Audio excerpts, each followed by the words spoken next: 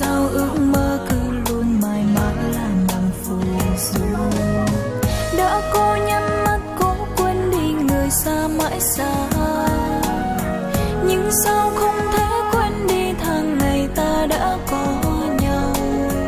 Ngày lại trôi máu tìm về ký ức khi xưa đã nhạt nhòa, thôi không vương vấn vì tình xưa ấy nay đã hết.